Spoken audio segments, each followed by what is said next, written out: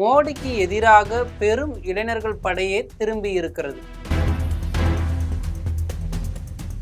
அவர்கள் கரப்பாம்பூச்சி ஜனதா கட்சி என்று தோற்றுவித்திருக்கிறார்கள்.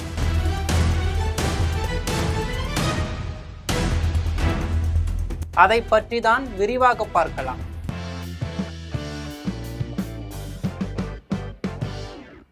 இளைஞர்களின் சக்தியை குறைத்து மதிப்பிடாதீர்கள் என்ற ஒற்றை முழக்கத்துடன் வெறும் 4 நாட்கள்ல உலகின் மிகப்பெரிய கட்சி என்று தங்களை அழைத்து கொள்ளும் ஆளும் பாஜகவை இன்ஸ்டாகிராமில் பின்தொடர்பவர்களின் எண்ணிக்கையில் பின்னுக்கு தள்ளி இணையத்தில் ஒரு பெரும் புயலை கிளப்பி இருக்கிறது காக்ரோச் ஜனதா கட்சி.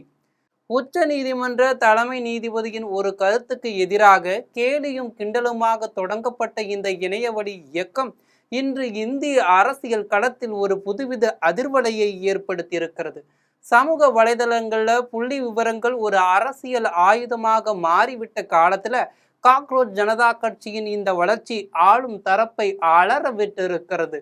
மேலும் 21 காலை 8:36 மணி நிலவரப்படி பாஜகவின் அதிகாரப்பூர்வ இன்ஸ்டாகிராம் பக்கத்தை 8.7 மில்லியன் பேர் பின்தொடரும் நிலையில் சில நாட்களுக்கு முன் தொடங்கப்பட்ட காக்ரோச் ஜனதா கட்சியின் பக்கத்தை 10.2 மில்லியன் பேர் பின்தொடர்கின்றனர்.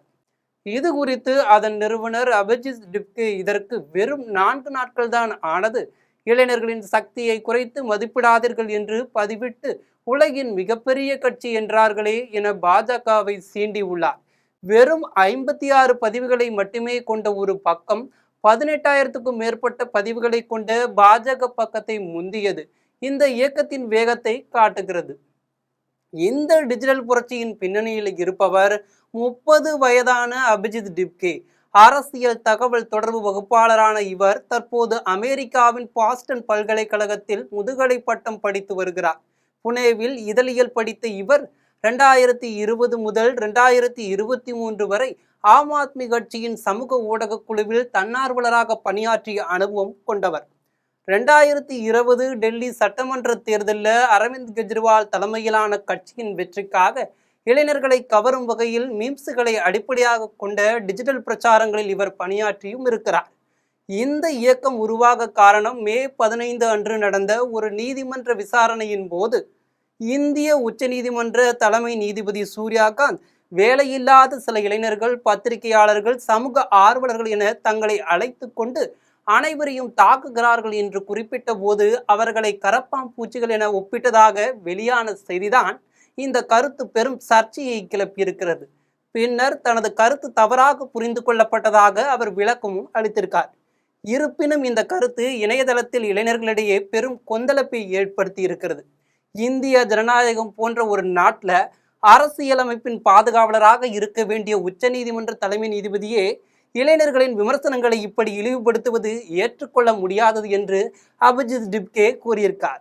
சோம்பேறிகள் மற்றும் வேலையற்றவர்களின் குரல் என்பதை தங்களது தாரக மந்திரமாக கொண்டுள்ள இந்த கட்சி அரசியல் அமைப்பு யாரையெல்லாம் கணக்கில் எடுத்துக்கொள்ள மறந்ததோ அவர்களுக்கான பிரதிநிதிகள் நாங்கள் என்று தங்களது இணையதளத்தில் பிரகடனப்படுத்தி இருக்கிறார்கள்.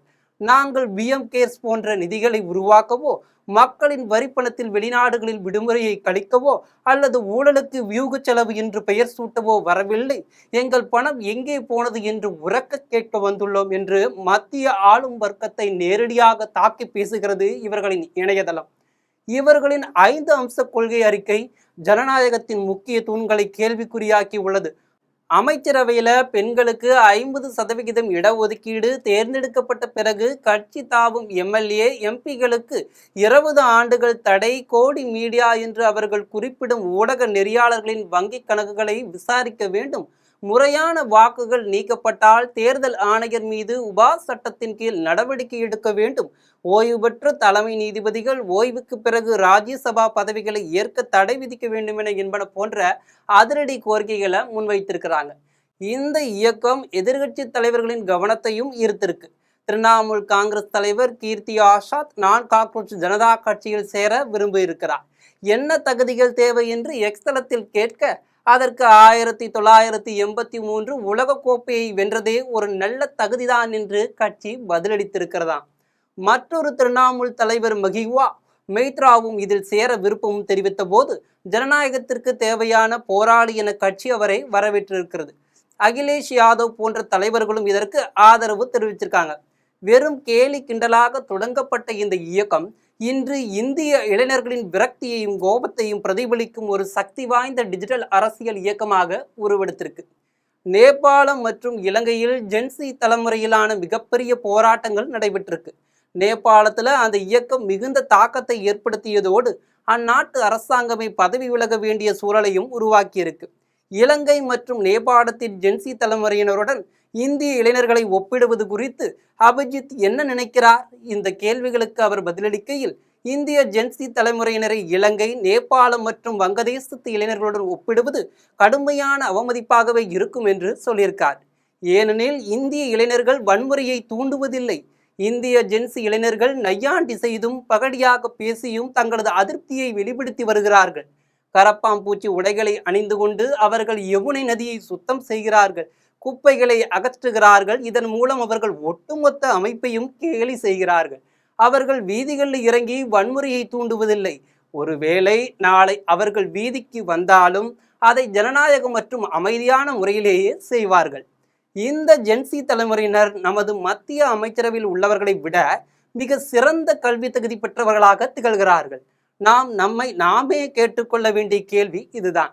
கல்வி தகுதி அற்ற தனிநபர்களால் நாம் ஏன் ஆளப்பட வேண்டும்? இது வெறும் ஒரு நையாண்டி சமூக ஊடக பிரச்சாரமாக மட்டுமே நின்றுவிடுமா? இந்த கேள்விக்கு பதிலளிக்கும் அபிஜித், இது வெறும் தொடக்கமே என்றும் வரும் நாட்களில் பிற இளைஞர்கள் அமைப்புகளும் இத்தகைய முன்னெடுப்புகளில் களம் இறங்கும் என்றும் உறுதியாக கூறியிருக்காங்க. அவர் மேலும் கூறுகையில, தற்போதைய அரசியல் அமைப்பின் மீது இளைஞர்களுக்கு மிகுந்த சலிப்பு ஏற்பட்டு விட்டது. அடுத்த சில ஆண்டுகளில் இளைஞர்கள் மாற்றத்தை வலியுறுத்தி குரல் கொடுப்பதை நீங்களே பார்க்கலாம். ஏனெனில் கடந்த 10-12 ஆண்டுகளாக இந்து முஸ்லிம் பிரிவினை மையமாக கொண்ட வெற்று பேச்சுகளை தவிர இளைஞர்கள் வேறு எதையும் கேட்கவில்லை.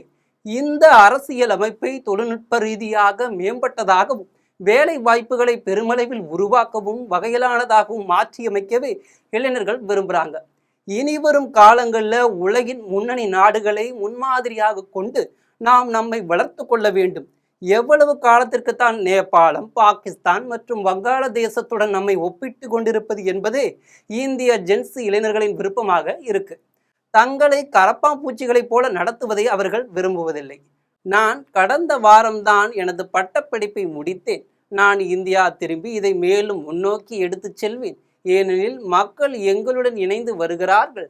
அவர்கள் சிறப்பான மாற்றத்தை விரும்புகிறார்கள். இந்த அமைப்பு தொடங்கப்பட்ட 4வது நாளிலேயே பதிவு செய்யப்பட்ட உறுப்பினர்களுடைய எண்ணிக்கை 2 லட்சத்தை தாண்டிவிட்டது. இது ஜென்சி இளைஞர்கள் தங்களுக்கென்று ஒரு தனி அரசியல் முன்னணியை விரும்பியிருக்கிறார்கள் என்பதற்கான அறிகுறிதான் என்று தெரிவிக்கிறார். தமிழகத்தில் ஸ்டாலின் அரசு இன்ஸ்டாகிராம் மற்றும் சமூக வலைதளங்கள் சேர்த்து கீழே தள்ளியது.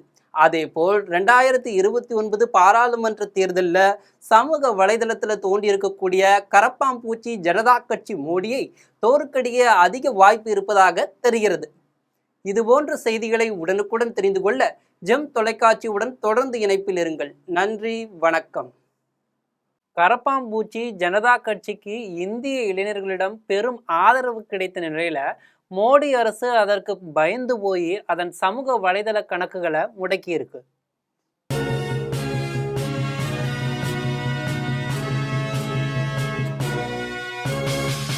உடனுக்குடன் அப்டேட் தெரிந்து கொள்ள ஜெம் டிவி தமிழ் ஆப்பை இன்ஸ்டால் செய்யவும்.